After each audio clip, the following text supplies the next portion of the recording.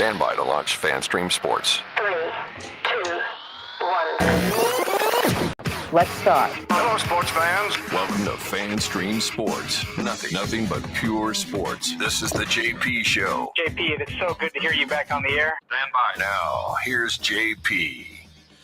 All right, welcome into a Friday edition of the JP Peterson Show. It's a football Friday, but we're going to be talking baseball and all other kinds of things. We're going to be talking hockey. Big win last night for your Tampa Bay Lightning, and Andrei Vasilevsky, the fastest goalie to 300 wins on his fourth try, which is odd. But so much to get to this morning. We thank you so much for joining us. We do it each and every day, 2 hours Tampa Bay sports-centric podcast live stream right here. My man Tim Ham, IndyCar Tim, and our Dallas affiliate is here with us. Shocked by the revelations yesterday that the Rays are moving to Tampa, baby. What do you think about that? It's a glorious day in the baseball world. It is indeed. It is indeed. We got reaction from players. We got some reaction from a little bit of reaction from the owner. And it's a good day in Tampa Bay. We'll tell you why. Obviously, the Bucs are off this weekend, but we're going to talk a little bit about the Buccaneers and the NFL, college football. Scott Carter's going to join us for the Jeeves Law Group Gator Report as they get set to host LSU in the Swamp, trying to get to a bowl game. They've got to win 2 of their last 3. I think they're in pretty good shape to do that. We'll see. Well, the last one's a given against Florida State. They got to get 1 of the 2 against LSU and Ole Miss. We'll see if they can do it. So we'll talk to Scott Carter at 10:30. Evan Klosky is slated to join us at 11 o'clock, if he remembers. He probably woke up late because he's been working very, very hard on what the hell's going on in St. Pete. So he will join us at 11 o'clock. Jeff Titoff will join us at 11:30 to do a little fantasy football and betting for you. We'll have our picks, and Leo Haggerty will join us at 11:45. So that's a show. That's a big show, as we do each and every day, 2 hours of all Tampa Bay sports and anything else that is relevant. So, my friend, let's jump right into it with the breaking news. We did a little special edition yesterday with Nick Geddes, which was kind of cool. We'll do that from time to time when big stories break. So go ahead and check the YouTube page. Obviously, all our social media when big things break, and we'll hopefully give you a little bit more in-depth than maybe you will be getting on social media. So yesterday, the Rays announced that they're going to play at Steinbrenner Field, which we have been predicting for quite some time because it was the obvious place to play. Obviously, there was political pressure from the Pinellas County Commission. And I think I know a lot of people hate that. I didn't particularly love it myself, but I understand when you're voted in by those constituents, you are somewhat narrow-minded. And I mean that in a very good way in terms of representing your constituents. To serve what's best for them. And clearly it would have been best for them for the Rays to play in the Phillies complex in Clearwater, but it's not best for the players. It's not best for the fans. Certainly it's not best for them. And so I think Major League Baseball in conjunction with the Rays made the decision that should have been made. And that's to play at Steinbrenner Field in Tampa, which I think is a glorious thing on so many levels. I kind of scoff at the fact that there are a lot of people that think the stadium won't be filled. I may be wrong, but in the limited market research that I did yesterday, walking around, talking to people, went down to Daily Eats, had a burger, and that was all the chatter at the diner. And I asked a bunch of people, how many games did you go to? One guy said, I went to 4 last year. I said, how many are you going to go to this year? He said, all of them. I said, all of them? He said, yes, all of them. He goes, I can Uber 10 minutes to the stadium. I can Uber back. And what happens when you're close to your fan base? Look at that. Shocking development. Breaking news. I mean, my text chains are popping up. Hey, let's get season tickets. Let's go in, a big group. We'll buy 2, 4, whatever we can get. I think season tickets will sell out in a heartbeat. I think the 13 luxury boxes will be gone. I think all the premium seating will be gone. Unless, of course, Stu just absolutely charges exorbitant price, which is, could be a very, very much a possibility. And just say, hey, we got less seats. We got to generate revenue. We're going to soak the hell out of you. And if the seats are just ridiculously expensive, then that might hurt attendance. I mean, duh. It's the economy, stupid. So that remains to be seen. If there's fair pricing, then I think it's packed each and every night. I think it's an incredible vibe. Even Pete Fairbanks said in the Mark Topkin article in the Times, he said, I can't wait to set the record for rain delays. I'm excited. I mean, these players are so excited about getting the hell out of the Trop. I mean, in case you didn't know, the players hate the Trop. They hate it. They hate that mausoleum of indoor baseball. They hate it. And we'll get into still the idea of repairing it and whatnot and the political ramifications of this. But so JP, you're familiar with the great Norm Hitzges. I am. Sports broadcasting legend Norm Hitzges on his show. Yes. Just Wondering with Norm Hitzges on this morning's episode at fanstreamsports.com. He did a quick hit on the Trop and on the Rays moving. And he goes, there's a lot of people complaining now. The Rays are actually going to play in Tampa where they should have been. He goes, but they're playing in a minor league park. But that's okay. They're used to it. They've been playing in a minor league park for 30 years. Bingo. The roof on Absolutely bingo. Hot take from Norm Hitzges on the Rays. Thank you, Norm. And he's absolutely right. And I know people love the Trop, like my good friend Nick Geddes, my co-host, and he admitted yesterday because he's never been to an outdoor ballpark. I mean, I know, right? So if you've been in Major League outdoor ballpark, if you've been to SunTrust Park in Atlanta, which I went this summer, if you've been to Wrigley Field, which I've been to a few times, if you've been to Fenway Park, if you've been to Coors Field, if you've been to Dodger Stadium, if you've been to Petco Park, I've been to all of these parks. It's the only way baseball should be played, in my opinion. It's the only way. And I'll even brave the heat and the rain, honestly. I think this is going to be, and there'll be a lot of shade. You're going to be in the shade all the time. Any 7:30 game, sun is setting in the west, you're going to be in the shade. If you're sitting in the stands, now you may get if you're in the right field bleachers part of the time, in the beautiful party deck they have out in right field, the Hard Rock Cabanas, they got a big tiki bar out there. It's awesome. If you're out there in the right field, you might get some sun in your face for a while. That'll be the sun field.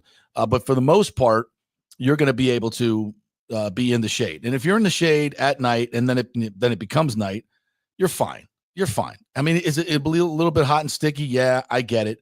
But outdoor baseball, especially in April and May, is going to be great.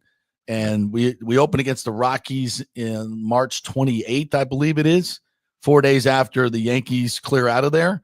So that's going to be a challenge. And as I mentioned, there will be temporary signage. They're going to have a Rays featured scoreboard's going to try to make it look like the Trop. They'll do a great job with all that. I have no qualms about that whatsoever. So it's going to be a nice, cozy. It seats 11,000 right now. Right. I was looking at the parameters and talking to some folks at TSA yesterday, and I'm like, can you add seats? And it's like, yeah, we're thinking, and most of this is not going through the TSA. It's with the Yankees and the Rays. And by the way, as we predicted at the beginning of this thing, Hal Steinbrenner and the Yankees were more than agreeable, and saying we have a long history, our family in the city, things I've been telling you for a couple of weeks. There you go. Thank you for that. And we are, we're so happy that we can help out the Rays and the city of Tampa, as we knew they would be. I mean, just silly to think otherwise. A lot of people talked about that. And I still see people talking about, oh, I don't want to play in a Yankee Stadium. Shut up. If it makes you feel better, Tampa owns it. The Yankees lease it. Does that make you feel better? Silly. Hey, can you go back to that real quick? Because I want to point out some things. Now see in the left, see the right field, that's the big tiki bar they have there. And they have there's a bar up down the first base line. There's a nice bar up to the top there. Oh, we lost JP as he's describing the great new Rays home at Steinbrenner Field. Now, as a minor league ballpark, I will tell everybody, JP, if you can hear me, you need to probably pop back in. Not sure what happened. Maybe his laptop died. I bet he forgot to plug in his laptop, and I guarantee you guys it died. So we have a minor league park here. It's the Texas Rangers AA team, the Frisco Rough Riders. It's literally a stone's throw from my neighborhood. I cover them for TexasRangers.com, and I cover all of it. I'm in a lot of the games. And if you're looking at the picture here, you will see in what is right field, which is the left side of the outfield on the picture here. The coverings, the cabanas. I will tell you at Rough Rider Stadium, that is a lazy river, and it's really badass. And I'm sure out here in right field, beyond the wall, Steinbrenner Field has all of those coverings, picnic areas, whatever, bar seating, restaurant seating, and it's a fun place to take the kids. It's a lot of fun things for the kids. Yep, JP just texted, and guess what? His laptop went into hibernation because he forgot to plug it in. So I tell you what we'll do, boys and girls, as we get this off the screen here. We will take a quick break here on the JP Peterson Show right here on FanStream Sports. By the way, you can always find us at fanstreamsports.com live. You can hear us on the FanStream Sports mobile app for iOS and Android. Make sure you're checking that out on a regular basis. All of our live programming there. We'll take a quick break right here on the JP Peterson Show, and we'll be back with JP after this. Hey, it's football season, and we welcome back the Gator Report every Monday and Friday, sponsored by the Jeeves Law Group, Jeeves lawgroup.com. Just go to the website. You can contact them through there. Scott Jeeves is a tremendous, aggressive attorney and a big Gator fan, so we appreciate him supporting this show and, of course, your Florida Gators. They are local, they are trusted, and they get results, whether it's personal injury or anything else, any law matter at all. It's the Jeeves Law Group, Jeeves lawgroup.com. Give them a call. Tell them JP sent you. So many of our Tampa Bay neighbors are finding out the hard way from Hurricane Helene that homeowners insurance does not cover flood damage. You must have flood insurance. It's a separate policy. Immediately call Italiano Insurance at 813-877-7799, and they will shop around to find the best policy before rates go up. Lock it in. Over 60% are underinsured in Florida, or you're not getting your discounts that you're entitled to. So do an insurance checkup at Italiano, and they could save you thousands of dollars. Italiano will make sure you're with a highly rated insurer, so there are no surprises in your time of need. Our hearts go out to all our neighbors devastated by Helene. These are the times we're proud to protect all the pieces of your life. Italiano Insurance, 813-877-7799.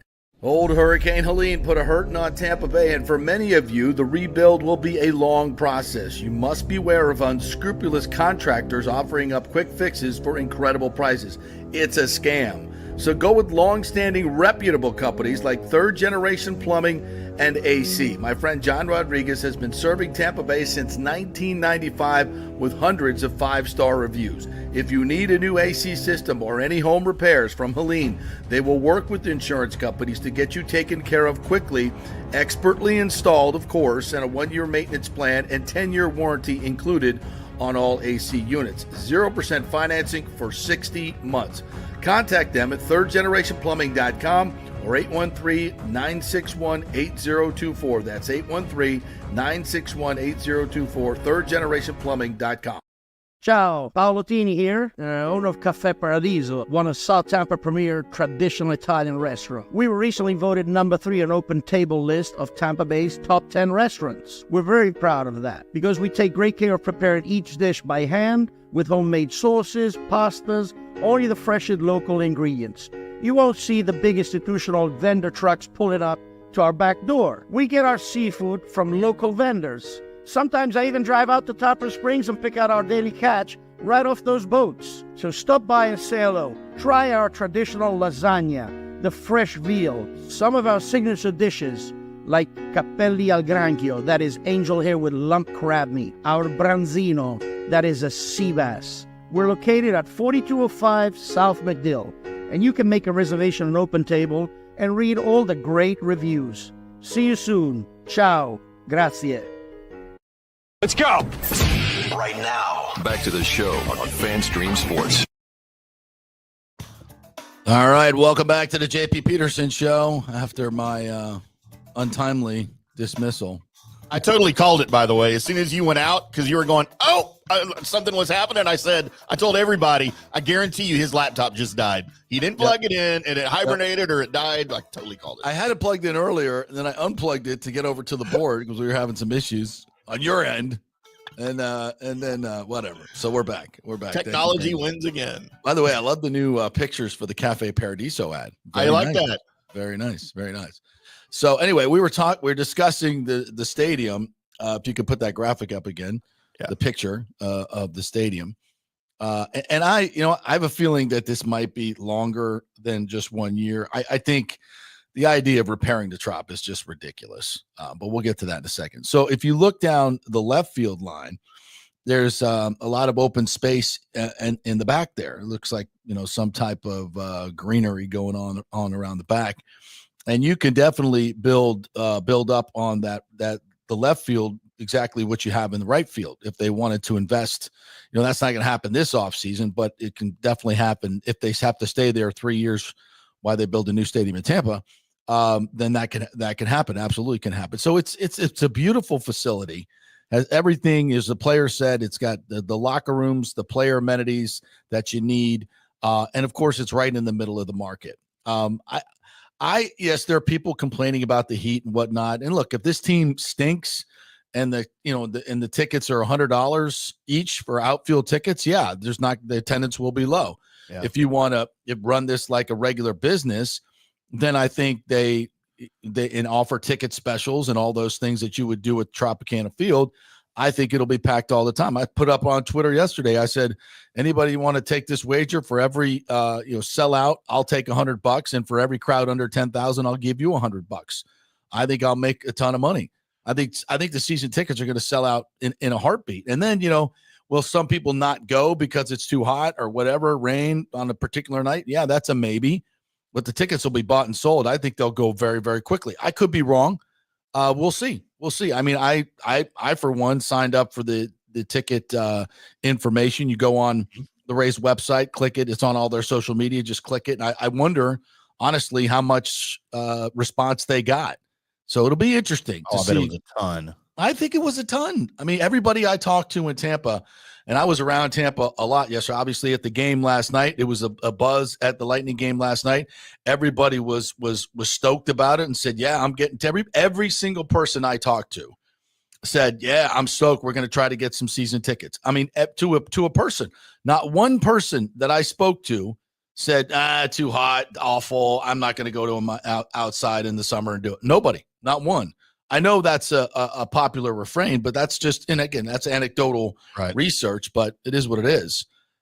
So as we move it forward here, because we got Scott Carter coming up here in a little bit, as we move it forward now, the play here for 2025, the mayor is still planning on repairing the Trop, and that has to be voted on, that whole plan. At minimum, it's going to cost them $50 to $60 million. That's at minimum. And this is with visual inspections. They've not really got engineers in there to test things and see everything. This is just all on visual inspection. Trust me, that price tag is not going down. It's going up. And you're going to destroy the place in 3 years. And then you're going to spend another $2 billion of public money. That's the real cost to put up this stadium. It's in a terrible location. This is just the worst idea. I've ranted about it for the past 2 days. So it's just, that to me is so fiscally irresponsible. And now the county will vote next Tuesday to approve the bonds. And there's a lot of bad blood in the county. And there are 2 new guys on that board who have stated in their, at least this has been reported, that they stated during their campaigns, who the Rays campaigned against, spent money, $150,000 to get defeated, who won. And those are the swing votes. That turns the 5-2 to the 4-3 against.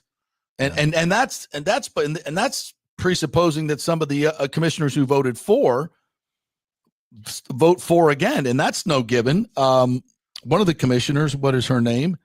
One of the commissioners said, Gina Driscoll, who was on a city commission, said, look, everything has changed now. We've got to look at this in a different light with the Hurricanes. So, as you should. I mean, if you're an elected official, and by the way, the public, again, if you did put this up to a vote, it would be just absolutely defeated in a resounding way. No question about it. Every poll that's been done, people are against this major expenditure for the baseball in Pinellas County. And that was before the Hurricanes. What do you think that number would be now? I'd hasten to say it'd be 70% against. Right. So it's fiscally irresponsible. And so what does that happen? What does this mean now? Is there a pathway to a stadium in Tampa? Yes, there is. I don't know exactly what that is. I can give you a framework, which Ken Hagan and others have talked about, and that is a third of the money coming from the city and the county, a third of the money coming from private enterprise, and a third of the money coming from the team. And I think that's extremely doable for a stadium that would be 1.3 or whatever $billion, much more expensive. And yes, there's still room in Ybor to do it. The fairgrounds is an option. Raymond James Stadium, that's also an option. So yes, that can be done.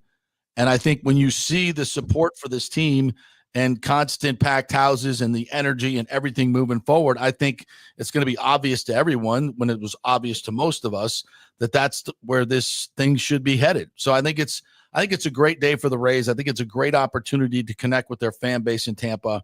And I think hopefully the smarter heads will prevail. This ridiculous stadium option in St. Petersburg will be defeated, thanks to the Hurricanes, silver lining, and all will be right for baseball in Tampa Bay moving forward. So I don't think anybody thinks this is just a one-year deal that they're going to play at Steinbrenner. There's no way they're going to have a place ready to go. The mayor's still going to repair that Tropicana field, baby. But here's what's going to happen.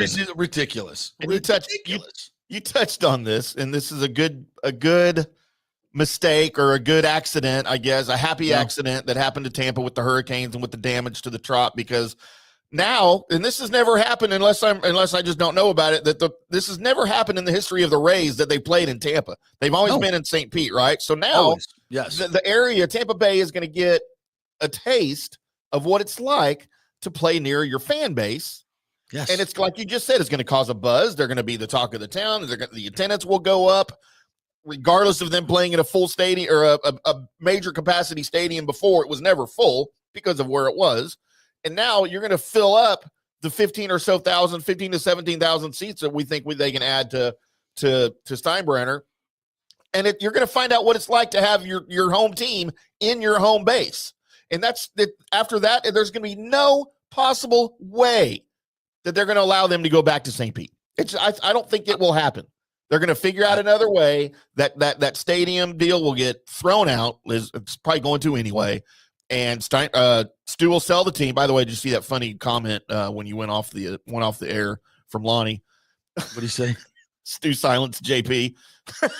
Yes, somehow turned you off. Pulled the plug. But he'll sell the team, and then the Rays will end up back in Tampa with a new stadium, where downtown or wherever it'll fit, and everybody will live happily ever after. And then for the next 30 years, the Rays will flourish with a new owner, with a new stadium, and a fan base that cares about them. And everything will be hunky-dory. That's where this is going, I think. I think it's the only sane way to do it. It was always where it was supposed to be. It's always where Major League Baseball wanted it to be. It's where the Rays wanted it to be. The Rays wanted it until St. Pete came up with this blank check and stuffed Stu's pockets full of money, with public money, by the way, in my opinion.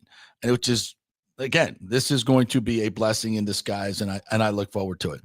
All right, before we get to Scott, I want to quickly mention last night, what a night at Amalie Arena. 300 wins for Andre Vasilevsky, the fastest to 300.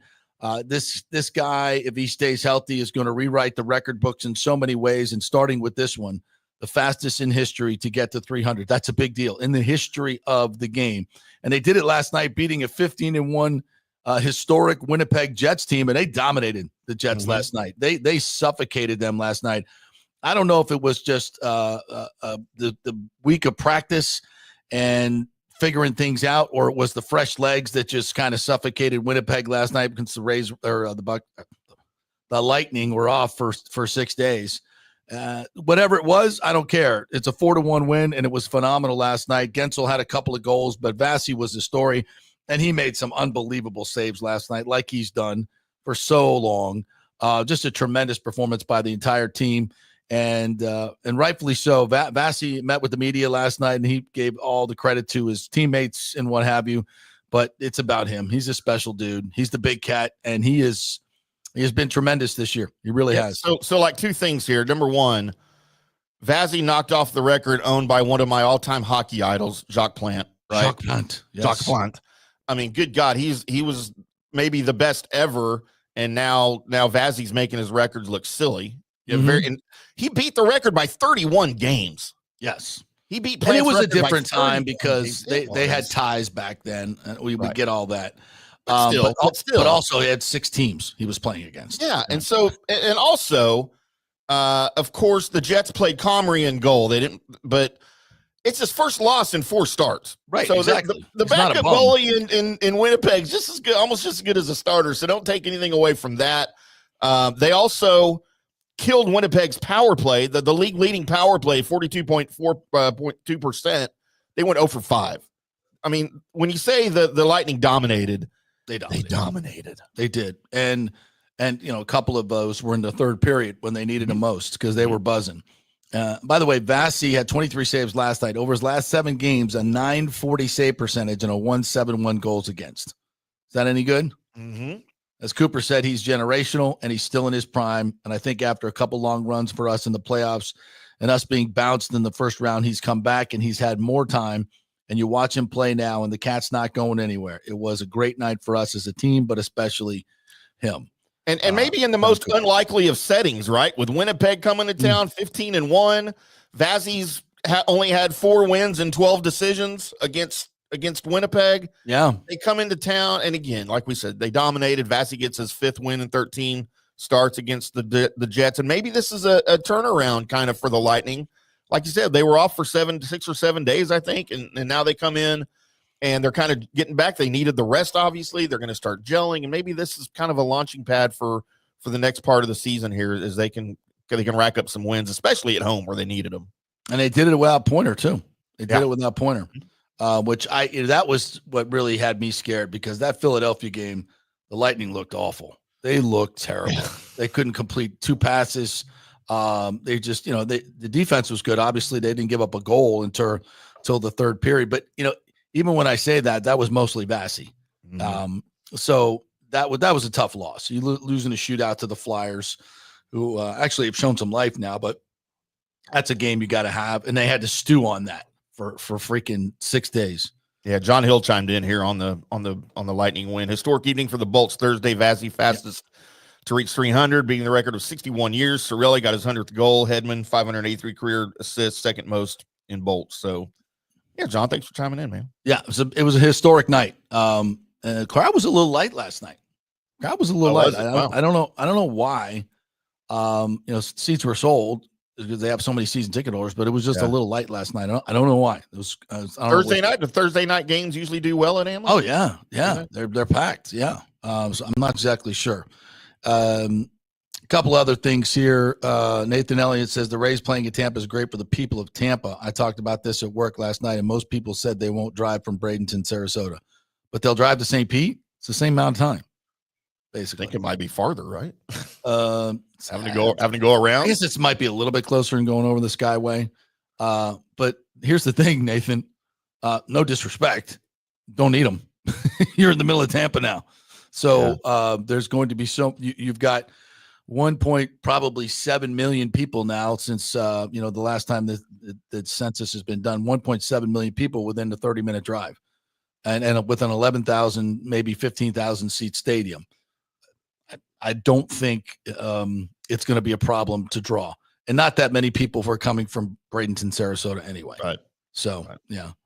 But you're near your target fan base now, and that was the key. That's wise ass. Lonnie Wilkins says you can still enjoy watching minor leaguers at George Steinbrenner Field this season. Oh, he ain't wrong. Half the team every year is from Durham because they're cheap. Lonnie's on fire this morning. I would absolutely on brand though for them to upcharge and then trade off more players like Belau and the Indy. Yeah. That's why I hope the best residue of this could be a sale. I don't see why Stu would stick around, especially if the stadium deal goes down, which I think it will. I don't know how you save the Pinellas vote at this point. I really don't, and I think the city commission vote may be in peril as well. And if that vote goes down and it's back to square one with it, I think Stu just takes his money and goes, and I think that opens the door for a local or regional owner to come in here, and the deal in Tampa will get done. I fully believe that, because that's what Major League Baseball wants. That's what any sane owner would want. And again, the only places that this has been a problem, Oakland and Tampa. And what do they have in common? Awful owners, absolutely awful owners. that did not want to build in their market, at least in St. Pete or in and want the public to pay for everything. So get some agreeable deep pocket owners in here, and this is not going to be an issue. It'll happen quickly, in my opinion. All right, let's talk some Gator football. It's our Gator Report brought to you by the great folks at the Jeeves Law Group. Here we are in our Jeeves Law Group studio, by the way. So there's the man, Scott Carter, FloridaGators.com. Fresh off his nice little trip to Austin, where I hope the restaurants were good because the football wasn't. That's for damn sure. Boy. Not for the visiting team. Not for the visiting team, yes. Yeah. No, How are it's you, partner? definitely not good for the Gators, man. I'm sitting there, guys. It's 42-0, and we're 32 minutes and 8 seconds into the game. And I'm like, I mean, I've been around Florida football now for a while, and of course, I followed it for longer. And I mean, 42-0, you have to go back to like 1982 when they lost to Georgia. 44-0 was when they found themselves down by 40 points without scoring. Of course, they scored a few points there late, but there was just nothing positive really out of that game for Florida. It was kind of the timing of the announcement with Billy Napier last week, and then you go lay an egg like that. And look, they're a banged up team. I get it. Texas was going to win that game, I think, regardless when you match up these two teams.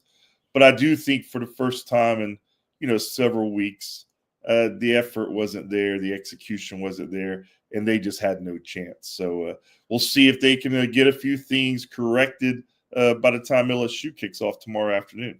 I was chuckling at the irony, Scott, after they make the announcement, the dreaded vote of confidence for Billy Napier. Then they go out and suffer the worst loss under his watch. I mean, to a good team, obviously, it wasn't unexpected necessarily, but just the irony of the whole thing. I mean, you know how these votes of confidence are. It's never going well when you have to release one of those. And then you would like to see a little bit better effort immediately after. But it's just where the Gators are right now. They still, believe it or not, as bad as it was at Texas, they still, if they can somehow win 2 of these last 3, they can still get into the bowl. But you're going to have to beat either LSU or Ole Miss at home the next 2 weeks, and they're underdogs in both. And the good news is, you guys probably saw they're going to have DJ Lagway back. Mm-hmm. So that is probably the best hope right now. Everything that Florida football is right now is hanging on DJ Lagway. See, the problem is FSU has now been reclassified, and this will no longer be an FBS win. They're so bad. So you actually can't – you got to win both. Thank you. Thank you very much. Yes, that was a good one. So yeah, but I think I think Gator fans, if you're last week was okay, we're going to win that one anyway. Don't play DJ Lagway. Bring him back here to play against an LSU team that just gave up 185 yards rushing and 4 touchdowns to a running quarterback in Jalen Milroe.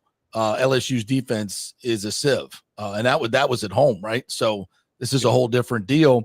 The Gators have a fighting chance against this LSU team that's 6-3. I think this is very doable for the Gators if they can just, get back to the defense that they were playing before the Longhorn debacle. And I think are they getting some more guys healthy? Is that a scenario you can see happening? Yeah, I mean, on offense, certainly, with Lagway, the receiver Elijah Badger is back, and they're hoping to get Damian George Jr., the right guard, back. But on defense, I mean, there's still – there's not going to be a lot of help with the defense right now just because, you're losing Jason Marshall Jr. for the year, the starting corner. The other starting corner, Devin Moore, is still out. So they've moved Trequazi Bridges up to one of the starting corners. Cormani McLean, the walk-on redshirt freshman transfer who, a big recruit but flopped at Colorado. Gators gave him a second chance. He's suddenly a starter after – the plan was to redshirt him 3 weeks ago, and now he's your starting cornerback. So that's the reality that the Gators are right now on defense. I think, with Garrett Nussmeier and Brian Kelly, I'm sure they're looking and say, okay, we're gonna air this one out a little bit and see what we got here.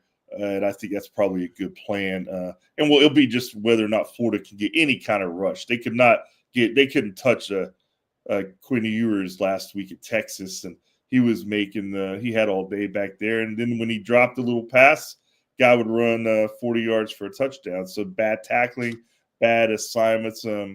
Again, yeah, I think your point, OJP. If they don't play better on defense, it doesn't really matter tomorrow. Yeah. I mean, they're going to have to play better on defense. It's great having Lagway back there, and I think the offense will certainly look better than it did with Aiden Warner. But unless that defense tightens up, there's no chance. Absolutely. Absolutely true. Scott Carter joining us here from FloridaGators.com. Going back to the dreaded vote of confidence, I thought it was the right thing to do. Obviously, for recruiting, it needed to be done because I'm sure there was a lot of negative recruiting on the recruiting trail saying, hey, Napier's not going to be there. Why are you going to Florida? Blah, blah, blah. So, this is something that Scott Strickland had to do. It was not a contract extension. Even though it was written on paper, it was not a contract extension. It was, and nor should there be. My point is, it's not worth the paper it's printed on. If they get blown out in these two games or God forbid, lose to Florida State, he can't survive that, right? That's going to be tough. I mean, yeah, I would think it would be really tough, JP. I mean, I totally, fans, there a lot of them obviously are in the camp that you need to cut this guy already. But there's also those, I think, more reasonable set that kind of sees the bigger picture. And I get both sides of the argument. I really do. I do too. When you're 15-19 at Florida, near the end of your third season, if you get fired, I get it. That's just it's unfortunate. It's just what it is. But also, there are some things in the landscape that have changed since Billy Napier took over the program. Most notably, the NIL, the transfer rules. But everybody's dealing with those. But right. I do think it kind of made him alter his initial plan. And Florida was maybe slow to react to some of it. I think they caught up in all those areas. So do you let him come back for another year and see if he can turn it around? I've really got no problem with that. And I just think from strictly a financial sense, it makes sense. I mean, it just makes sense. There's not like a slant unless, everybody wants Lane Kiffin or a lot of the Gator fans. Exactly. Unless Lane Kiffin knocks same in Tallahassee. It says, I want the Florida job. I mean, you've got to give Billy another chance and to see what he can do. And see if they can do some things in the transfer portal and have a quick turnaround next year. But they have to be all in. And I'm not just talking about the football. I'm talking about the administration, the fans, the collective. I mean, it's going to cost money. But you saw it last year with some schools, none more so than Ole Miss and Ohio State. They said, we're going to go out and get some good players. We're going to pay for them. And they got some really good players. And now Ole Miss is back into college football playoff talk because of some of those really good players, including one from Florida, Princely Umamalin. So, Scott, looking at the numbers, neither one of these teams are very good, obviously. And I think Brian Kelly's doing everything he can to get the heck out of Baton Rouge. I'm not sure he wants to be there anymore. Not sure he ever did. I think he just kind of chased the money, They still have the Cajun accent? And who would, good day, mate. Oh, that's not Cajun. That's different. What was that? Look at the Outback last night? It's an inside joke. Yeah. Okay. So when looking at the numbers, offensively, these teams are pretty well evenly matched overall in scoring.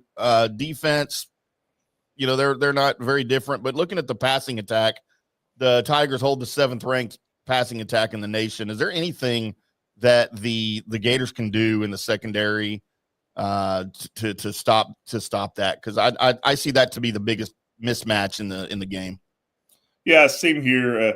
I mean, to me, it's going to start up front, getting some rush on Nussmeier and making him speed up this process because, the Gators are what they are in the secondary. They're not – there's no other players there. I mean, last week, guys, at Texas, they had 36 defensive players who were dressed and active. 35 of them played. So they're using all their bodies they have healthy. Yeah. And that's what you got, just inconsistency. A lot of young players getting their first real significant snaps. Mm-hmm. And quite frankly, I think some of the veterans who maybe aren't producing at the level that they had hoped. And you get to this part in the season, guys, and you just don't know what you're going to get from some veterans because some of them maybe have, checked out a little bit.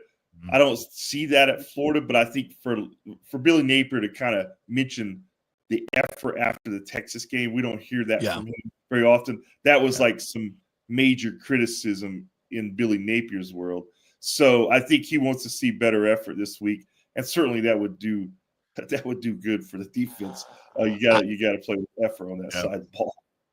I think players can read schedules. They know what's up, and they know if they can get to a bowl game, this has to be considered with this schedule this year and the injuries, a really good season, I think, for the Gators, especially the way they played in losses against Georgia and Tennessee, 2 games they could have won, which if either one of those goes your way, then it's a really successful season. So I think Scott Strickland was right in what he did. I think Napier deserves this, and the economics demand it, by the way. And in this NIL world, things get turned around quickly. So I think fans also have to have a little different perspective. And I tell this to Florida State people as well. This is a different world that we live in. These teams are going to be very volatile from year to year. Back in the day, the Florida Gators, FSU, Michigan, Washington, both 2 teams that are very down. You almost have 8-9 wins built in because you have that brand and you have that recruiting. The places recruit themselves, scheduling. It was very consistent. That's gone now. It's going to be much more volatile. There are going to be years, maybe not like Florida State's precipitous drop off, but there's going to be much more volatility. And I think fans have to stop saying, "Oh, if my coach can't be over 500, then he's got to go." I think it's just different now, and it's a different world we live in. It's the economic uncertainties, the economic challenges. This is the way it has to be. And I think if you're a Gator fan, you better support him because, I saw all the comments after the Texas win. I'm like, come on, you're on the road against one of the better teams in the nation. It doesn't really matter what happens here. It's the last 3 games that really matter. They got to get one of these 2. And if they do and beat Florida State, is this not considered a great season for the Florida Gators to go to a bowl game with this schedule? If they were to get to a bowl game and win 2 of these last 3 and beat Florida State, I looking back at it, I would say it's a good season. Before the season, I was very kind of lukewarm. I just saw what the roster was, what the schedule was, and this was before the rash of injuries. I thought a 6-6 season that's about what I expected. And if you can get to a bowl game and win the bowl game and maybe finish with the winning record, I mean, that would be a nice leap here for where they are right now. And I do know that, when you're dealing with Florida State, Miami fans, I mean, we have history here. We know what the history is. It is a new reality, as you were talking about, JP. And I wish that it was more like those old days, but of course we all do. Yeah. And it's not going to be, I don't think, again, because, you used to be able to stack. Just look at Florida's situation at quarterback. I mean, you had Mertz, who was your starter. You had a really good backup in Lagway. But the third-team guy is a walk-on from Yale. And now they have another quarterback on the roster who is actually on scholarship and transfer from Colorado State. He's not playing because the third-string guy. But used to, man, Florida State lose a good quarterback. They had 2 or 3 waiting to take over. Wings. Yeah. And those days are gone. Those guys are playing elsewhere now. So I do think it is going to be a different world. If you're a diehard college football fan and your team has 2-3 really good years or maybe playing for a title, you can probably expect a down cycle. And then hopefully if they got things going well, they'll get back up quick. But for Florida, it's just that, they've been in this cycle this is their 3rd or 4th year in a row. So the patience is running out. But I do think Napier deserves a little more time because it has changed so much since he took over. Yeah, agreed. Hey, before you go, I got to ask you about what's going on with Todd Golden, the basketball coach. Obviously, the Title IX investigation. I haven't done a lot of research on this. Seems to be a lot of different opinions on it. What can you tell us? Yeah, guys. I mean, that was one. I don't get surprised very often. That one kind of came out of nowhere. And, I don't know a lot about the details other than what you guys have read. I'm not obviously working on it as a reporter. Right. I know a lot of people are. I don't know. I mean, just from the what we all saw, I mean, obviously there's some concerning things there. And you saw the statement from Todd Golden saying that he's considering a defamation suit. He hired a big-time lawyer who has history in these kind of situations and has a pretty good track record. And then you saw Florida release its statement on Sunday saying that he was going to continue to coach. So there's a lot of information we just don't have yet. And I think it's probably just too early to draw a final conclusion here. But again, it kind of just summed up last weekend, guys. It was a rough week for the Gators. You had the vote of confidence on Napier, then you had the Golden stuff come out, then you had the loss to Texas, then you had a weekend of statements, and it's like, whew, man, what is It's going a lot on? of statements going around. What's going on here? I mean, this is not normal, you know. Yeah. So hopefully, normal times will return sooner than later. But certainly, that's something that we'll all be keeping an eye on. Yeah. All right. So what's good? What do the fans need to know? Game time, any other things going on, all the ancillary stuff that's always happening on game day. College game days are always so much fun anyway. Except if your team's 1-9. Actually, they are still fun because you can't lose a tailgate party, right? You can't lose a tailgate party. Undefeated, man. Yeah. But yeah, So 3:30 kickoff, ABC, LSU, Florida. I mean, it's it's one of to me, it's always been the best crossover rivalry for the Gators. Yeah. Before they went back to non-divisions. Excuse me. And it's one that's kind of one-sided right now, guys. LSU has won in the last 5. You got to go back to 2018 when Brad Stewart returned that Joe Burrow interception late in the game. That's the last time the Gators won this game. wow. So, and that's the most ever for LSU in the series, 5 in a row. I did not know that. That is the goal tomorrow for the Gators to get back on the right side. And I think when you look at these two next games, LSU or Ole Miss, if I had to pick one that seems more ripe for an upset, I'm taking the LSU game tomorrow. Yeah. I think it's what's the spread on this, by the way? Gators. It started out 3.5. Yeah, it came down from like 6 or 7 to 3.5. I think once the Lagway news got out last night. As of this morning, it was 3.5. Yeah. 3.5. Yeah, it's come down. So. Oh, I think I might pick the Gators. Get some action on that, huh? The hook. Yeah. I don't know. I think it's a sneaky Gator time here. We shall see. Scotty, thank you so much for joining us. Get all his work at FloridaGators.com, at Gator Scott on the Twitter machine. Enjoy another great home game. Should be fun. Packed crowd. Go Gators. This could be a huge win for them. We'll see you next week. All right, guys. We'll see you next week. Thanks, Scott. Hopefully no more statements for Scott to deal with. Right. When you like these are, I hated to ask him about that question to Todd Golden. These are the things you get into sports. You don't want to deal with Title IX investigations, allegations of sexual misconduct with students and stalking and all this other stuff. It's just, and then again, anybody can make these accusations. Anybody can make them. So we have no idea if they're true. Clearly, obviously the university has done their investigation. They would not be letting him coach right now unless they had a very good feeling about what these allegations were about and that they're unfounded. Yeah. So, I don't want to in any way mischaracterize the victim or anything, but just reading the tea leaves, this is what I kind of see. So we'll see what's happening with that as it pans out. But weird week at the University of Florida, no doubt. All right, we'll take another break. When we come back, Evan Klosky's going to join us from Tampa Bay's 10. Always great to chat with him about all things Tampa Bay sports, especially this Rays situation. Can't wait to get his thoughts on how he thinks this whole thing's going to turn out.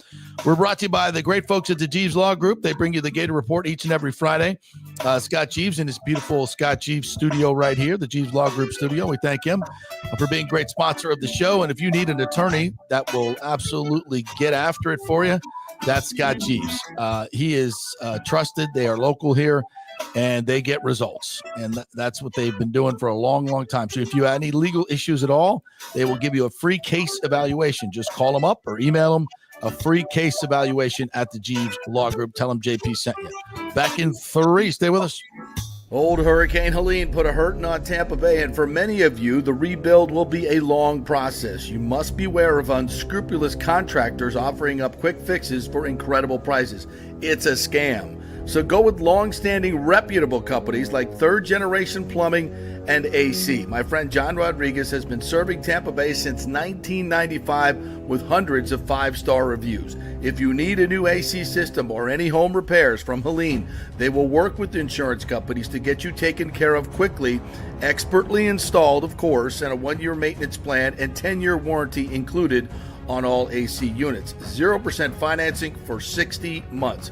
Contact them at thirdgenerationplumbing.com or 813-961-8024. That's 813-961-8024, thirdgenerationplumbing.com. So many of our Tampa Bay neighbors are finding out the hard way from Hurricane Helene that homeowners insurance does not cover flood damage. You must have flood insurance. It's a separate policy. Immediately call Italiano Insurance at 813-877-7799, and they will shop around to find the best policy before rates go up. Lock it in. Over 60% are underinsured in Florida, or you're not getting your discounts that you're entitled to. So do an insurance checkup at Italiano, and they could save you thousands of dollars. Italiano will make sure you're with a highly rated insurer, so there are no surprises in your time of need. Our hearts go out to all our neighbors devastated by Helene. These are the times we're proud to protect all the pieces of your life. Italiano Insurance, 813-877-7799. Hey, it's football season, and we welcome back the Gator Report every Monday and Friday, sponsored by the Jeeves Law Group, Jeeves lawgroup.com. Just go to the website.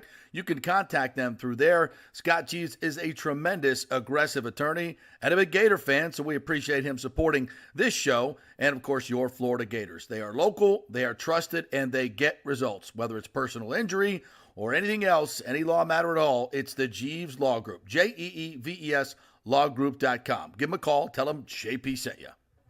Ciao, Paolo Tini here, owner of Caffè Paradiso, one of South Tampa premier traditional Italian restaurant. We were recently voted number 3 on Open Table list of Tampa Bay's top 10 restaurants. We're very proud of that because we take great care of preparing each dish by hand with homemade sauces, pastas, only the freshest local ingredients. You won't see the big institutional vendor trucks pulling up to our back door. We get our seafood from local vendors. Sometimes I even drive out to Tarpon Springs and pick out our daily catch right off those boats. So stop by and say hello. Try our traditional lasagna, the fresh veal, some of our signature dishes like capelli al granchio, that is angel hair with lump crab meat, our branzino, that is a sea bass. We're located at 4205 South McDill, and you can make a reservation on Open Table and read all the great reviews. See you soon. Ciao. Grazie. Let's go. Right now, back to the show on FanStreams. All right, welcome back to the JP Peterson Show here, coming to you from our new studio here in South Tampa, right at the corner of Swan and Howard in the beautiful Panera Bread building. You know where it is in South Tampa.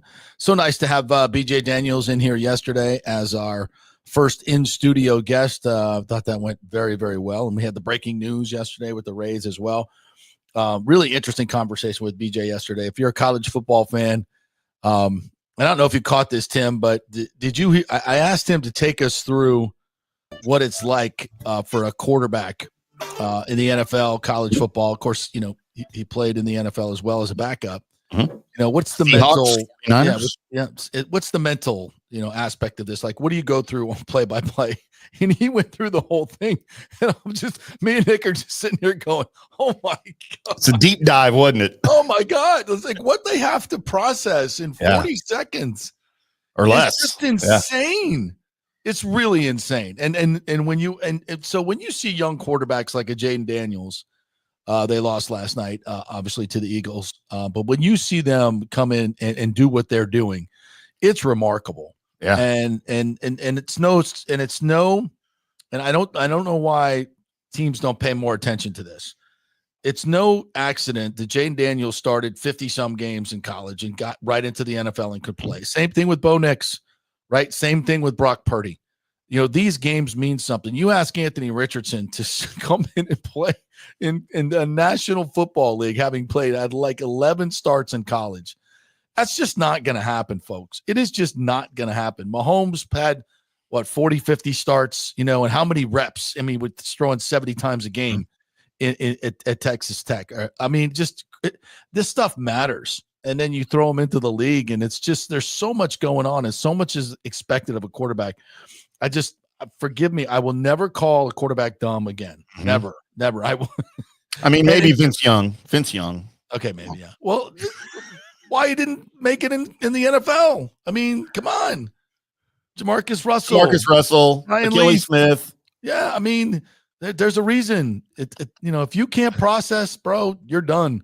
You are done. The casual fan has no idea how intricate offenses are and what a quarterback has to go through, especially coming from college to the NFL. So not only is he adjusting to bigger, faster defenses, he's adjusting to a brand new offense that he's never heard before, terminology, plays, schemes, reading defenses he's never seen before. Yes. Studied. And he's listening to coaches call plays, and he's got to remember that. He's got to remember assignments.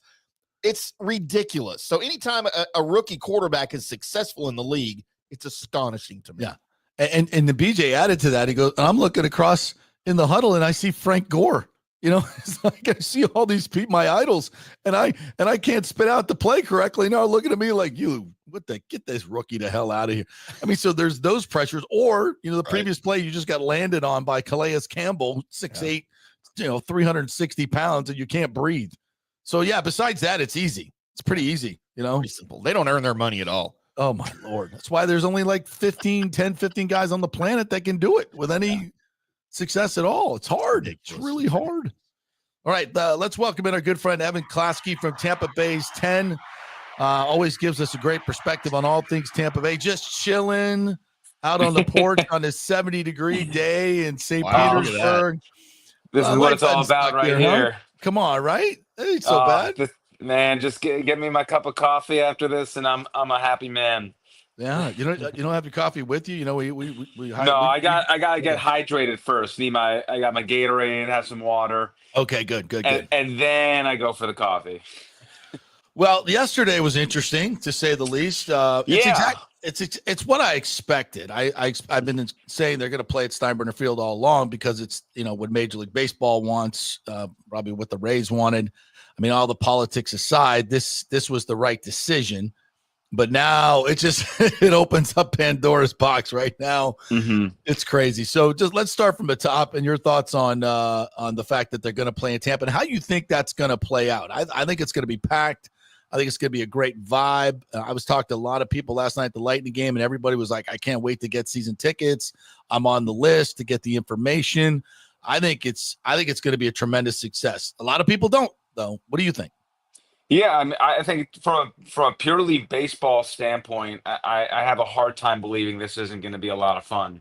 Yeah. Right. I mean, it's 11,000 people. You got to remember, even for anybody who wants to complain about what the Rays do on a daily basis in St. Pete, they still average 16,000 fans per game. The really where you're going to feel the crunch is on those weekend games where the team does draw, anywhere from 18 to 22,000 fans.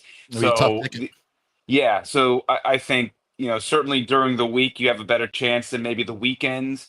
But Steinbrenner Field, for those who haven't gone, is a great ballpark, especially for the spring training facilities and what it's used for year round. It is really nice, and they will retrofit it to have Rays signage out and about.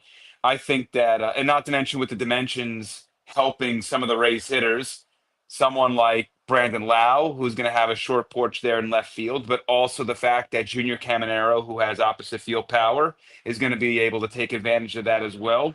So there's some baseball help on the field. I think the environment's going to be a lot of fun to have actually the Rays play outside, which will be cool, outside of what we see during Port Charlotte. And for all intents and purposes, I expect it to be a really, really tough ticket to find and a lot of fun all year, even when we get into the summer and it's muggy. Most of us, if you're visiting from out of town, maybe you won't love it, but most of us are used to it. Yeah. We understand what we're getting ourselves into.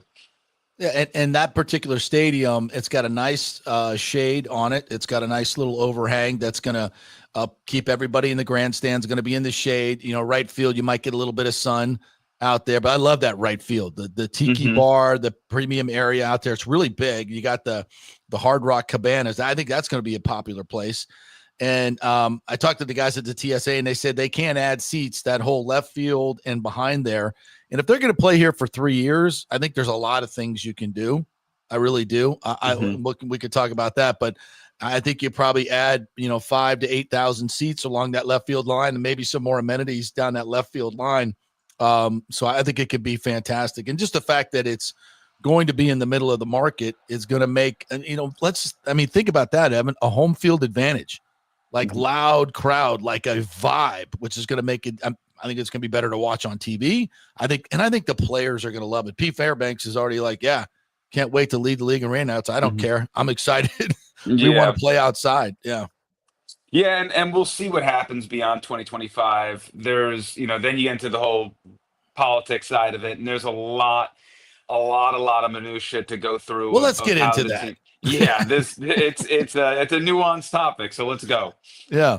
All right. So first and foremost, repairing the trop. Initial, and this is just visual inspections. This is not engineers actually getting in there and looking at what actually needs to be done. They're looking at a $60 million expenditure, of which some may be covered by insurance. I think at the end, probably not, because the roof was 10 years older than it should have been. It's going to cost them at least $60 million to repair a stadium they're going to blow up into maybe 3 years. That seems incredibly fiscally irresponsible in the first place. And now you've got some new county commissioners in Pinellas who basically have said, I'm a no. The Rays campaigned against them and they won. I don't think this Pinellas vote, unless something drastically changes on Tuesday, is going to go through. And if it doesn't go through, the deal is done. It's over.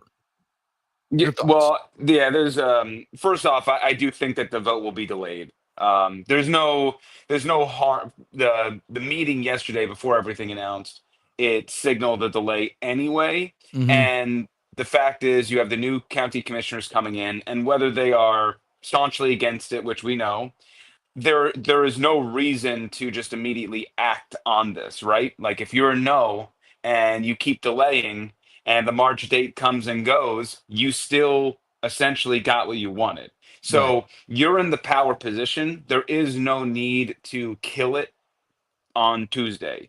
You delay it. You want more information. You want to hear from the Rays. You want to give them a shot. Yada yada yada. And if they don't show up, they don't show up, and that's the answer down the line. They kind of do it for themselves. Part of this is a little bit confusing from the Rays' perspective because if you want something, if you have it in your grasp, this is not how you operate. So then you have to wonder what the ulterior motive is and if they want the deal anymore. Like, the county might be doing a favor to the Rays for all I know, and the Rays are trying to operate in such to get out of this thing because maybe it financially doesn't make sense for them anymore. I don't know those things. What I do know is the fact that the Rays have not been communicative with the county. Whether they were whether the county commissioners were pro or against it. So it doesn't matter. It was bipartisan, non-communicative. So it wasn't like they were just talking to the people who were for the project and not informing the ones that were not. No, they weren't talking with anybody in the county. And that's why they kept delaying it. That's why the people who voted for it in July were for the delay as well, because they were a little miffed that they weren't talked to as much. As far as the trop and the repairs are concerned, the city is responsible for the upkeep of the trop. They are responsible for providing the Rays a place to play. And by not fulfilling that requirement, they are likely going to have to buy the Rays out if they do not find it fiscally responsible to do so. So regardless, the city's going to be on the hook for some money. And then you get into the point of, well, is it best to, depending on what that figure is, which we don't know, you have to ask yourself, it's like renting versus buying. Am I willing to just spend a bunch of money that's going to go absolutely nowhere into, the Rays' pockets, or should I put that into the trop and then force their butts back over here for 3 years and at least get a return on investment a little bit on that money versus the alternative, which is it going right down the tube and we have nothing to show for it and we got a big old structure that's not going to be used. We don't know what we're going to do for it, and it's just going to stick out like a sore thumb. So there's some things and some answers that we don't know those answers yet, but I'm sure that's what kind of the steps are right now. Yeah, and a couple things on that. Number one, if they do repair the trop, correct me if I'm wrong, the city of St. Petersburg doesn't make any money off the Rays. I think it might be 50 cents a ticket, which is nothing, especially with the expenditures that they have to do for hosting It's these more crowds. so the tourism that's brought in. Yeah. It's more so the which we know is like 2% of the people, according to studies, come to Pinellas County for baseball. 2%. That's not a lot. Well, the counties right now, during that commission's meeting, they wanted to know kind of what effect the Rays not being here would have on tourism dollars. Right. So that's part of the fact-finding mission, right? Because here's the juxtaposition that I find funny. A lot of people are miffed on the county commission that the Rays would play elsewhere other than Pinellas County, right? But then they're also willing to say that we don't know if we want to spend any money on them either. Like either they're an important part of your tourism dollars or not, right? So that's a contradiction in thought. So ultimately, I think that whole realm of things is a little bit more anecdotally and like maybe like personally. There's a little bit of ego there of like, we just gave you this deal, we want you to stay in Pinellas County, versus actually what's being practiced is what's being preached. So that's, again, just me objectively from the sidelines looking at this thing, is saying for even those who are against it to then be that miffed that they're not in Pinellas County directly, that seems like a weird thought process to have, and a little bit of the moving of the field goal post. Either you're here or you're there, but it's tough to be both. Well, I think that just goes to the fact, and the reality is that baseball doesn't bring a lot of tourism here. And as from a number standpoint, 2% of people who visit here say they do for baseball, and the expenditure for the county and the bed tax and the city is over 20% of that bed tax. So the 22%. So those numbers don't jive. And it's one of the reasons why the deal, I don't think, was ever good anyway. And I think it's being exposed more now as being a bad deal with the Hurricanes that have now, and you could probably speak to this more than I, because I don't live in St. Pete, but there's a lot of damage that needs to be repaired. There's a lot of things along the beaches that need to be done. It's been a long time since hurricanes have wrought this much on St. Petersburg and Tampa, but we now know it's a reality, and it's not going to stop. As we know, it's not going to stop. So, and some of the city commissioners and the county commissioners are saying, of course, we look at this different now. It's a very it's a different atmosphere right now. And I think if they voted again, I don't think it would pass just because of these other. How does that work into it politically here? Listening to the county commissions, at least listening to that meeting, I didn't feel like, for the people who were pro it, were still going to vote for it.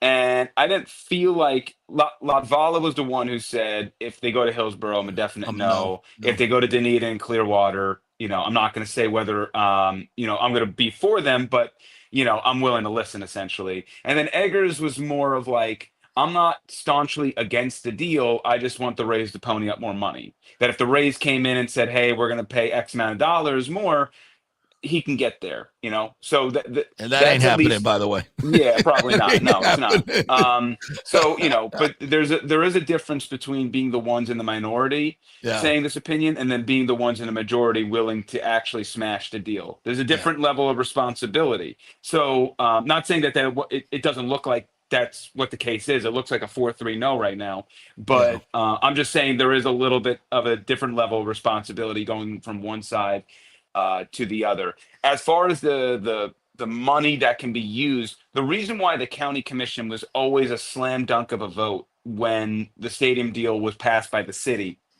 is that this money has such a narrow focus of where it can be used, and it can be used pretty much on tourism. And so what does that mean? Beach renourishment is a yes. Helping homes out, that's a no. Streets, no. Stadiums, yes. So the reason why it was always like, once it gets to the county, it's just going to be a quick check mark, is because this money legally cannot be used to fix some of the things that really need to be fixed in Pinellas County. Still, it only, so then it comes down to, which the questions were beforehand to now, do we have enough money in the chest for beach renourishment and all these things that we need to take care of? And the thought process was, in case of a hurricane, do we Mm-hmm. have enough there to make sure that we're good? And the tagline was always, yeah, like we do have enough. We got all this extra money put aside, yada yada yada. So now I think we need to do some digging and find out how much money is actually there Yeah. and see how much needs to be put towards beach renourishment, what possibly FEMA funding they're going to get. That same goes for the city of St. Pete Yeah. and Tropicana Field. You know, they're all putting in their requests now. I believe Mayor Welch said that they did find out that some of the trop damage was eligible. Whether they receive it or not is different, but it was eligible. So that's why there's just a lot of balls in the air, and that's why, like, I keep going back to, I think it will be delayed because there just isn't enough information to make a decision one way or the other. And whether you're personally for or against it, I think it would still be irresponsible as a public servant to make decisions where you aren't getting all the information and all the answers, especially if you're not pressured into doing so. Right. And I think that was Latvala, and what he said as well was that we're just going to move at our own timeline and we don't have to force this thing one way or the other. And that's coming from someone who is against the deal. So Right. that's why I keep leaning back to, you know, this was not a great sign in terms of you know, being able to repair some of the wounds that are happening right now between the relationship with the Rays and the county commission. And that's kind of all we know right now. I think it's Yeah. a step in the wrong direction. Do I think the deal is in trouble? Absolutely. Do I Yeah. think the deal is dead? I don't. So there's a line there between uh, peril and dead that I still haven't crossed yet. But I certainly moved a little bit more towards the not happening Yeah. than it happening even a day before when we were texting saying, you know, we need to find out where the Rays are going because hypothetically, if they went to Baycare Ballpark, I think that would have went a long way I do too. towards relations. So every move has a counter reaction, and that's all we can really assess in the time. Yeah, and we also have to acknowledge that it wasn't just the Rays making this decision. It was Major League Baseball Players Association, who had probably maybe even a bigger say than the Rays did, which I think is interesting. I don't know that for a fact, but I know they must have a lot of sway. To your point, otherwise, I think the Rays, you know, we don't want to kill the deal. Let's just go play here, you know, and let them spend the money on the trop and all this stuff. I mean, I think that, to your point, that would have been the best way to save the deal, and now not so much. So we'll see. Yeah. We'll see where it goes. And as far as the FEMA money goes, I guess it's a good thing that the Rays are not Trump supporters because then they'd get no money. Sorry. Yeah. Regardless, I think you bring up a good point that I haven't slip that in there. I'm Switzerland on that one. But as far as the MLB stuff that I think you brought up, which is a very good point, something I did not mention, is it is worth mentioning that the Yankees have a lot of infrastructure already in place at Steinbrenner Field. Yes. They were already going through renovations. The amount of work that has to happen at Steinbrenner Field is very minimal to meet Major League Baseball standards versus what the work has to be done at Baycare Ballpark and at TD Ballpark. Now, Dunedin is probably a step closer than Baycare Ballpark. Baycare Ballpark they're looking for another $300-something million for funding. Yeah, that's crazy.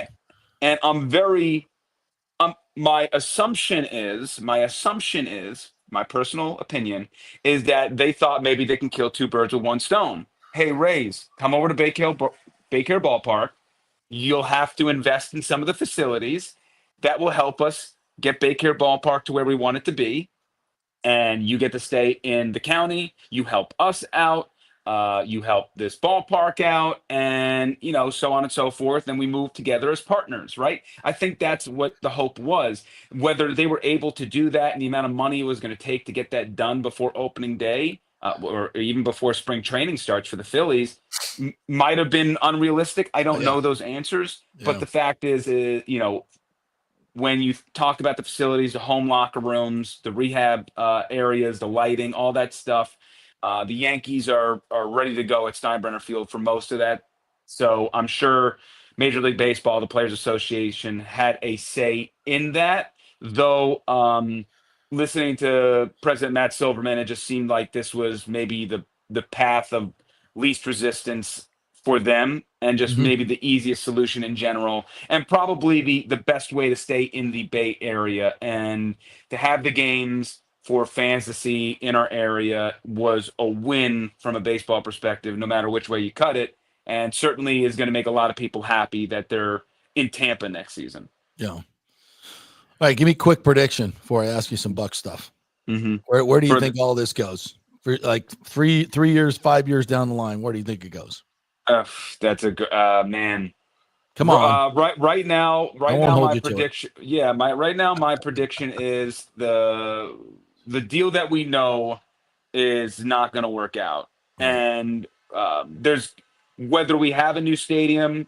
I'm not 100% sure. Do I think baseball in St. Pete's going to continue? I probably lean toward yes. What it's going to look like, I have no idea. So I don't know. I don't know where this all goes, and I'm still lean towards the fact of I don't know where Stu is going to be in all this. We know he was looking to sell this team. He's been floating about. Yeah, and you don't know if the deal falls apart. He decides to say, I want this deal to fall apart so I can sell the team, and then this owner can just do whatever they want. Maybe they want to pick up this deal where it left off. Maybe they don't, and they want to move the team, and then this deal remains kind of present for somebody else to come in, swoop in, and become, when they expand to 32 teams, Tampa Bay gets its team back. Right. We've seen that song and dance in a lot of professional sports before, where a team leaves and they come back a little bit later after they get their stuff together. I think that's certainly a possibility, but I think in 3 to 5 years, I think we'll be back in the Trop, and I don't know what the heck is coming our way after that. So I'm going to disagree. I'm going to say they end up playing 3 years in Tampa. The deal falls apart. New owner comes in, builds in Tampa. They stay here forever in the place where they always should have been. That's my quick. I think a lot of people would like to sign up for your plan versus my plan. So we'll go with that. All right. So real quick, the Bucks are sitting here at 4-6 with the easiest schedule. I mean, I saw this graph the other day, and it's like all these. It's not even close. They're like easy. They're down in the left corner. Like, you can't F this up, boys. Like, let's go. Yeah. They added Mike Edwards yesterday off of waivers, which I think is much needed. Anybody in the secondary that can play and get within 5 yards of a receiver catching a football will be an improvement. So but my feeling is this offense is a little crippled, but they can get it done. But this defense is beyond repair. I don't know if they can rip off 6 or 7, even with this easy schedule because of that. And I have zero confidence left in the head coach to make any adjustments that are worthwhile on defense. I'm so frustrated by it. I love Todd Bowles, but I'm so frustrated by it. And his game management is awful. 1-4 in one-score games. It's dreadful. I was voting as bad as it would be to give Liam the job now. I just can't watch any more of this. It's just it's a tough watch. What are your thoughts on where the Bucks are at this point and what happens? Yeah, I think 2 things are at play. One, they ran through a gauntlet of a schedule. Only one team they've played thus far is below 500. So I think what we know about the Tampa Bay Buccaneers is I think they're a good team, but maybe they're not a great team, right? Maybe they're a playoff caliber, but they're not Super Bowl caliber, which is kind of, I think, where I sat entering the year. Agreed. Before the year, when the schedule came out in May, I had this team 4-6 at the turn, a 9-win team at the end of the season. I lean towards that being the case. That's where I think they're going to be. The thing about the Todd Bowles stuff is, we used to talk about Todd Bowles as the head coach being the in-game manager, and we always said, look, as far as the defensive mind, we know what he's going to do. We love him as the DC, yada yada yada, but as a head coach, now we're getting into the point of where I don't know if he's a viable defensive coordinator for this team anymore. Agreed. And those were questions we've never had with Todd Bowles. And the fact is, Liam Cohen's been asked to do a lot offensively speaking, ever since Mike and Chris went down. And I agree with you. I think many fans out there believe the Buccaneers offense without those two have been like amazing. It hasn't been amazing, but they've gotten the job done. Exactly. It's certainly, duct tape, bubble gum. They put up points. They've done their part. The defense still has not. So the fact is, Liam Cohen is finding ways to be creative and make this offense work with a bad situation. And the fact is, I haven't seen Todd Bowles tinker with his defense to say, hey, we have these deficiencies at linebacker and at our other cornerback position because Jamel Dean is down. And these are the solutions I'm going to have for it. It's been a slow burn. Finally, we're seeing JJ Russell out there. Josh Hayes is still left on an island without giving him bracketed help and challenging, Zion McCollum to do more, which, maybe he can handle, maybe he can't. But it's not like Todd just goes with the path of least resistance, and that's I'm going to bleed yards and I'm going to make the game so easy for the opposing team that I don't see the benefit of, like, you're the worst defense right now. Do something else, because whatever you're doing and whatever you think is helping your team, it is not. I don't know what to tell you. You're bleeding 400 yards a game. You're giving up points. Your red zone defense isn't good anymore. And that was his calling card. So you got to change. So I'm very interested to see, coming out of the bye week, now that, he mentioned he's going to do a lot of self-assessment, what that's going to look like. But I do think that better days are ahead. Whether they can go 6-1 is tough, but I do certainly think it's possible given the schedule and given the fact that I do believe this team is good enough to be playoff level, and they do have tiebreakers with the Eagles and the Commanders, and it's Right. looking more and more likely that the Commanders are going to be the necessary tiebreaker. Mhm. But since 1990, only 13 teams, which is the beginning of the wild card era, only 13 teams have missed the playoffs with double-digit wins. So I tend to believe if the Buccaneers get to 10, which would be a 6-1 stretch, Yeah. they would be in the playoffs. What they would do from there, I'm not 100% sure, because I think Chris Godwin being out for the season really limited their ceiling. Agreed. With Chris, with Mike, all things perfect on offense, I think you have one of, if not the best offenses in the National Football League. Without Chris, it really limits some of the creativity they do in the offense, and against the upper echelon of opponents, you're just not going to be able to get it done. No, and the more I think about it, it's really a shame that we don't get to see a full season of Liam Cohen with Chris Godwin and with Mike Evans in the lineup to see what he could have accomplished, and to make a long run with this thing. It's kind of disappointing, but that's the game. That's the way it works. I think it's disappointing. We're never going to know what the 2024 Buccaneers were. Yeah. We never, ever got to see a fully healthy Buccaneers team on the field. We didn't even get that opening day. Cansey and Logan Hall were out, and then Bryce Hall went down immediately. Then Antoine Winfield Jr. got hurt. He's still hurt. He very much is hurt. Whatever's going on in his foot, he's gutting through it. And as far as like the firing of Todd Bowles, I think you got to let Todd Bowles eat the rest of this year out, unless it gets really bad. Like if you come out of the bye week, you lose the next to three. the Giants. Oh my Lord. You whatever. If once you're kind of mathematically out of it, then you can do whatever you want. But at this point, Todd Bowles still hasn't lost a locker room. I think it would be a really bad situation to put Liam Cohen in when you have a coach. When you have a coach like that, who's an up and coming coach, who we all think is probably in line to be the next head coach, if Bowles were to be fired, you don't want to ruin that honeymoon phase. And so you're going to have him, you don't want him to acquire the problems that Todd Bowles has partially been a part of. And, Liam Cohen has to still make the offense function. And Liam Cohen also has to then deal with this defense, which is a mess. There's no defensive coordinator that has a strong difference in opinion to Todd Bowles, right? You got Casey Rogers, who has been with Todd Bowles forever. Larry Foote, who's been with Todd Bowles since, the start of his time really in Tampa Bay, for the last handful of years. So you have similar opinions of how the defense is going to look. That ain't going to change. No. So might as well tell Lee, if Liam's going to be the guy, like even if Todd Bowles gets fired tomorrow, I wouldn't make Liam the interim. I would want Liam to get the job in the offseason. Hey, you can't let him get away. Fill out the staff. Yeah, and that's the thing. It's not like the Jets are coming in and offering him a deal to Yeah. pluck him. He's going to be on the Buccaneers the rest of the season doing his job, so he ain't going anywhere. And if Todd Bowles doesn't make it, maybe you fire Bowles before week 17 or week 18, and you get a head start in having those conversations with Liam anyway. But my guess is Liam is not going to go anywhere. And if the season doesn't turn around, the Glazers will be smart enough to know that they just can't sacrifice another great offensive mind. And that's not to say that maybe Liam Cohen isn't the answer at head coach, but I can't let this offensive mind go away. I have to see it through. And for anybody that says Dirk Cutter and all that stuff, I get it.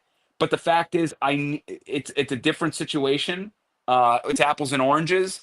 Schematically speaking, Liam Cohen is fantastic, and I have to see that one through. And I can't sacrifice losing him next year to keep Todd Bowles for another 9-8 season. I just can't. Yeah. Todd's going to have to do something extraordinary, and it's not necessarily Todd's fault. It's just in this part, I want to say, is that defensive coordinators have a tougher time keeping their jobs than offensive coordinators, because offensive coordinators is just naturally more important to the entire puzzle than defensive coordinators. Absolutely. That's just the nature of the business. And it seems like they get more credit when they're good than the defensive coordinators do even.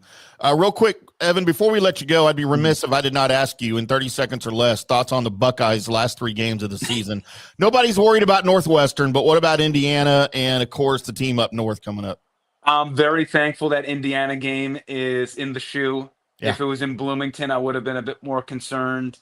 I would like to see a little bit more versatility and diversity from this offense, and I would like them to take care of business against Indiana, who is going to go up in a big step in class with the Buckeyes. But I got them winning the rest of the way. Ohio State. I had them eventually winning the Big Ten as well, getting that bye, and they're going to make a strong push into the college football playoffs. But just like Bowles, man, this is the last stand for Ryan Day. Yeah.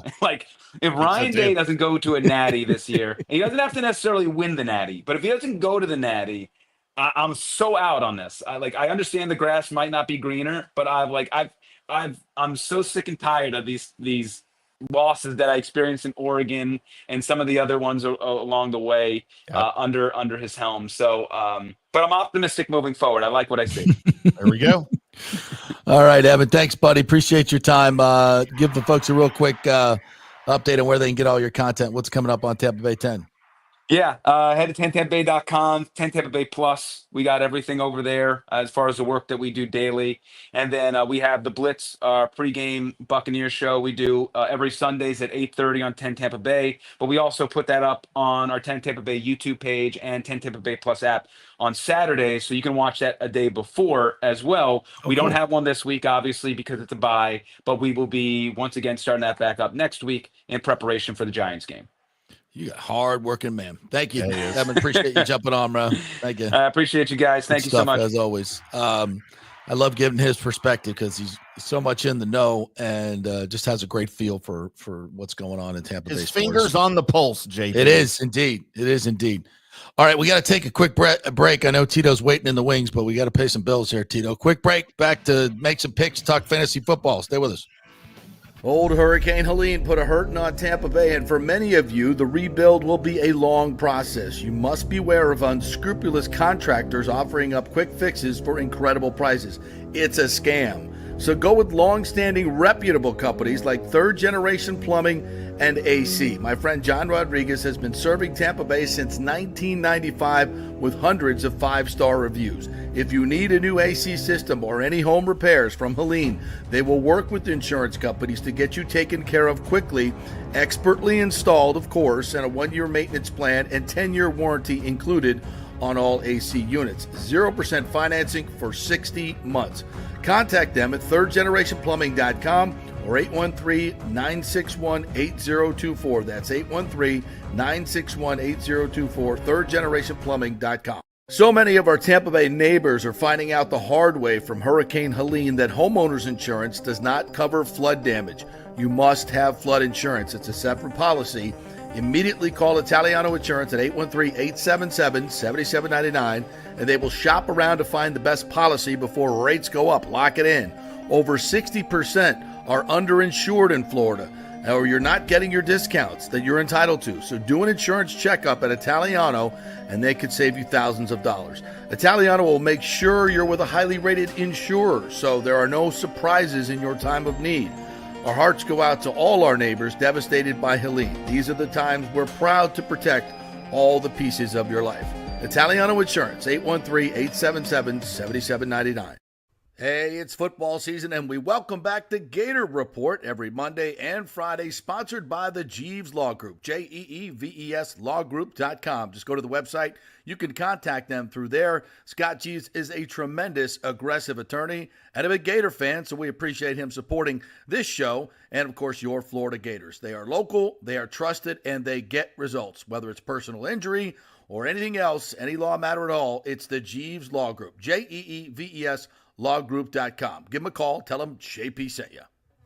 Ciao, Paolo Tini here, owner of Caffè Paradiso, one of South Tampa premier traditional Italian restaurant. We were recently voted number 3 on Open Table list of Tampa Bay's top 10 restaurants. We're very proud of that because we take great care of preparing each dish by hand with homemade sauces, pastas, only the freshest local ingredients.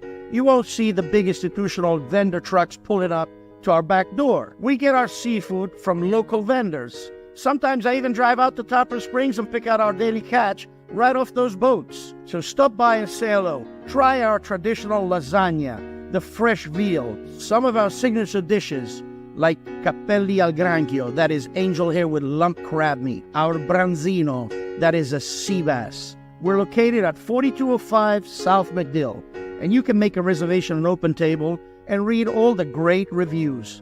See you soon. Ciao. Grazie. Let's go. Right now, back to the show on FanStream Sports. All right, welcome back to the JP Peterson Show as we roll on here on this Football Friday, talking baseball. Well, you know, just we had to do what we had to do. That's right. Big times here. A little Buckeyes talk.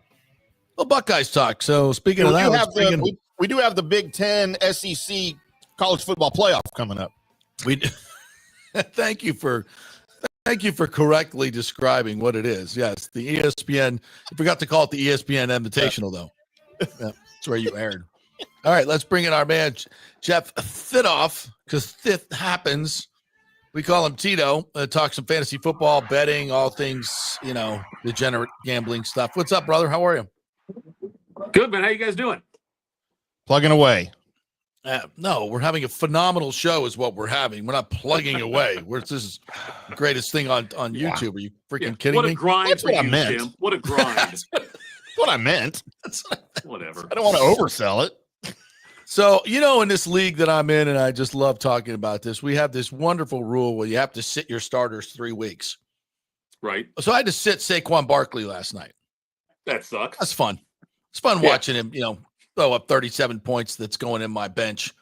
Like, nothing gets me more pissed off than that, but it is what it is. I mean, I'm leading my division with John Smoltz. We're tied at 7-3, and I'm going to lose this week because I have to sit somebody. But he has to do it too, so we all have to figure it out. But it sucks. Saquon's just balling, and I had to, you know, Jaden Daniels as well, and he seems to be fading. Unfortunately, Jaden seems to be fading as the schedule gets harder. He is a little bit rookie wall kind of thing, like you expect it with rookies, especially quarterbacks. Yeah. With how well he played, it was going to be difficult to keep up that pace. The Saquon thing, look, I bought all kinds of shares of Saquon in drafts this year. I felt better about him than CMC. I felt better about him than Breece Hall. I was a big Bijan guy still, but Bijan's doing okay. But it's just I love Saquon coming to this year, playing behind the best offensive line he's ever had, and playing competitive games, important games late in the season, which is something he's not used to doing. Saquon's been great this year, though. It's I think he's within like 150 yards of his career high in rushing yards. We still got a lot of season already. Left. How silly do the Giants look now paying future Hall of Famer Daniel Jones over Saquon Barkley? Well, honestly, the Giants shouldn't have paid either one of them and just just tear it all down, because Barkley in New York would not be this good.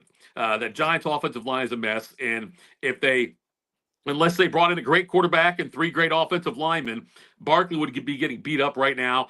And you've seen it with the injuries the Giants have had in their backfield and the inconsistency. So I think that they made a mistake not trading Barkley when they could have. And they certainly made a huge mistake. The only thing that's giving them any kind of relief right now is the fact that it's not the worst quarterback decision made in the last 5 years. I mean, the Browns have that one. You know what I mean? It's like, no matter what, it's not as bad as Cleveland. No. Or but Denver. I think Barkley's young enough. He could have been part of a rebuild there. And yes, you'd have to address the offensive line for your running back and your quarterback. So, I mean, you shouldn't trade great players. I don't care where you're at. You should not trade great players. If they're great at their position, you should never let them. I'm petitioning Jerry Jones right now. I'm petitioning exactly. Jerry Jones right now to trade Micah Parsons. So they should trade Micah Parsons. Yes, I agree with you. Should. The Cowboys suck. Yeah, the Cowboys suck. Breaking news, right? So, all right. So who do you got this week? Sit them, play them, guys in fantasy football. Who do you like? So there's a quarterback I never thought I would say he's a must start this week in Bo Nix. Because I never thought Bo Nix's Broncos offense would do anything this year. And Nix has been pretty good for the most part, has not lit the world on fire like Jaden Daniels did. But Bo Nix has been pretty good lately. And I think that this, he gets to go against Atlanta this week. I think it's a good matchup for him. And so Bo Nix is a guy who I didn't think I'd ever recommend starting in his first season. I'm certainly saying he's certainly a QB1 this week. Keep an eye on the Aaron Jones injury status in Minnesota. Make sure he's going to play. He got dinged up last week. Kenneth Walker's back, obviously, as well. But somebody else who I like a lot now that I didn't think I'd like this year is Ramondre Stevenson for the Patriots going against the Rams. He's their bell cow guy. He's going to get the volume, which should lead to a touchdown for him this week. So I like Ramondre Stevenson as a running back, too, this week. Sticking with the Patriots and Rams, Tito, Drake May against the Rams. Drake May leads the NFL in quarterback rushing yards, scrambles, and scramble yards since he took over as the starter. He's averaging more yards per scramble than Jaden Daniels right now since he's taken over at almost 11 yards. What about him versus the Rams defense? Because I'm not a big believer. I had the Rams winning the Super Bowl this year in my preseason pick. That's not going to turn out, but their defense is terrible. Yikes. Am I back? Yeah, you're here. You're back. We see you. Anything I said, do you have us? Check one. Do we have Tito? Or the Tito. No. Wow, this would be 2 weeks in a row we've had issues with his connection here. What are we? I thought you guys paid for the big. Yeah, we did. The big Tito, can you hear us? Big internet package for him. Yeah, Starlink. That was come in a long time ago. Starlink. Right. He needs a Starlink for sure. Yep. Well, what are your thoughts on that? What are your thoughts on that, JP? Drake May leading the league in quarterback scramble yards, rushing yards since he took over, even more than Jaden Daniels. I like him against the Rams defense. I think he didn't hit his rushing numbers last week, and he screwed me on my parlay. That's what I think. Thanks for asking. Don't take it personally. Yeah, I mean, he has to. It's all part of the skill package that he has. I think he's a guy that played some in college, right? Not a ton. I'm trying to think. He played what, 2 full years of starting, right? Drake Mayden. Yeah. So it's not 4 years, and so it's going to take a little bit of time for him to get it. But I think he has all the skills in the world. Unfortunately, the Patriots have no skills whatsoever. You got Ramondre, but the receiving core is awful. So they've got a lot of work to do there. I think he's going to be a good quarterback. He's got really good skill set, but it's going to be a while before they figure it out around him, at least not this season. So we shall see. Yeah. So let's go ahead and do our picks here real quick as we got Leo coming up here in a second. So let's go ahead and do our picks and get them out there. What happened last week? JP leads the way. Of course. 42-38. JP got 6 points last week. I got a mere 3 points out of 12 last week. Neither one of us did great. No, but I'm falling behind here. 3 college games this week. We got some buys for some of our regular teams, so I went ahead and picked a couple of extra ones here that we don't normally pick. I've got we got LSU and Florida. LSU -3 at Florida with a total of 44.5. I'll pick first since I'm the loser here. I'm going to go. Look, I'm not going to make any apologies either. I'm going Florida. And the 44.5, I'm going the over. I'm with you on that one. I'm with you on both. I think Lagway has a big day. Yep. Maybe not as big as Melrose had last week, but I think he has a big day. I think the Swamp will be rocking. And the LSU has not been great on the road. No. So I like great overall period. Yeah, I'm with you on that one. How about our next college game? USF -2.5 at Charlotte with a total of 54.5. This one's kind of easy, right? Come on, USF. This is one of my best bets of the week. I think they're going to roll. I don't know if Byron Brown's playing. Well, we'll find out from Leo Haggerty here in a second. But I still like the Bulls in this one. Yeah, me too. And I'll take the under in this one. I also have USF in the under there. Okay. Final college game. Boston. I went ahead and went ACC, and I had to go SMU. Boston College +19 at SMU at Gerald J. Ford Stadium at the Hilltop, right down the road from me, with a total of 54. Look, this is silly. I know 19 points is a lot, but I don't care. SMU is going to roll BC. There's no question. And the 54, I'm even going the over. I'll be a contrarian here. I think I'm going to go Boston College. They got a little tumult going on with their Thomas Castellanos, their quarterback, entering the portal. Yep. I think this is a circle the wagons game for them. Mm-hmm. And I think they'll keep it closer than the experts think. So I'll take Boston College, and I'll take because I think that the one thing they do have is an offensive line, and maybe they can shorten this game a little bit and keep it close. So I'll take the under in BC.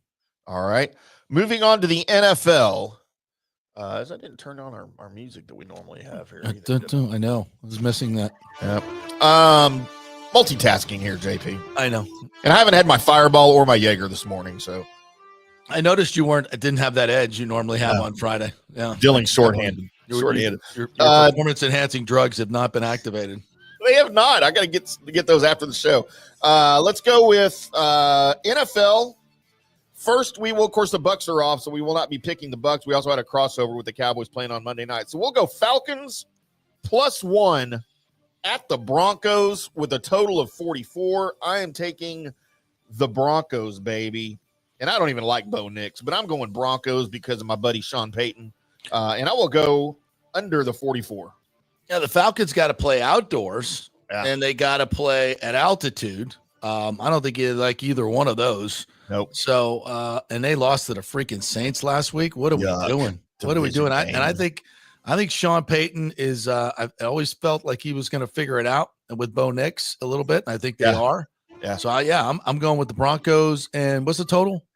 44. I'm going to go over on that one. All right. How about try to keep it a little bit in the NFC South? The Browns in a pick'em game at New Orleans with a total of 44.5. Jameis returns to the Big Easy. Yeah, Saints are on a roll. They may not lose it. I'm just kidding. It's got a little bit of intrigue in this one with Jabu. Yeah, so, I'm still going New Orleans, and I'm going under the 44.5. I'll take the Saints. They're still living off their new coach dip. And Jameis will throw picks, so it'll be and touchdown passes. So I'll go over.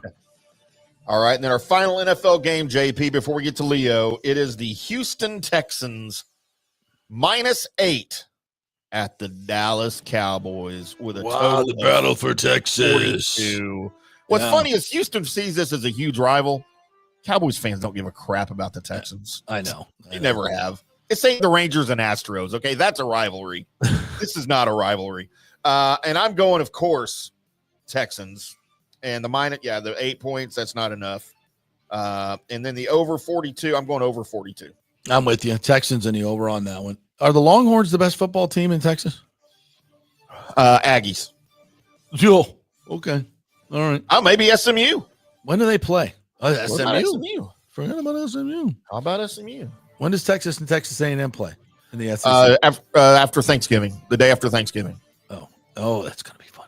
It's the traditional. Right. Yeah, that's where they played every year. And speaking of the Bulls, let's find out what's going on with Leo Haggerty from Amped Up Sports. What's up, Leo? How are you, my friend? I'm hanging in there. And JP, real quick, before we even get on, we witnessed greatness last night at Amalie Arena, didn't we? We did. We did. Fastest to 300. His goals against 171 in the last 6 games. He's been save percentage, 940. He's been fantastic.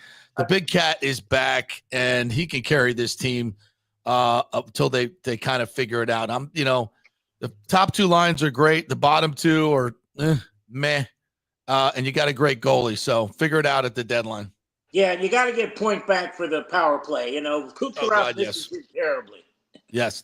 Hey, power play scored last night, bro. I thought they looked pretty good on the power play last night. Not bad. And the penalty kill, 5 for 5 against a power play that was at 42%. Holy shiz. I'll tell you what, though, what people don't realize is things that don't show up on the stat sheet that win games. During the one power play, the Jets guy is right there in the circle, and Ryan McDonough falls right down in front of the puck. He can't shoot it. He's got to pull it away. Vasilevsky gets overtime to save. Those things they're doing right now. Let's hope it keeps going against the Devils, another first-place team coming in on Saturday night. All right, so USF's going to Charlotte. I don't know squat about Charlotte, to be honest with you. Nice city, but I don't know much about their college football team. With what's on the line here, which is a bowl bid, if they can get 2 out of these last 3. Come on, USF's going to take care of this business this week. Who's starting at quarterback? It's going to be Archie again. Okay. I don't think you're going to see Byron the rest of the season. Really? I don't think it's because he can't play. I just don't think they want him to get banged up anymore. So, he's got a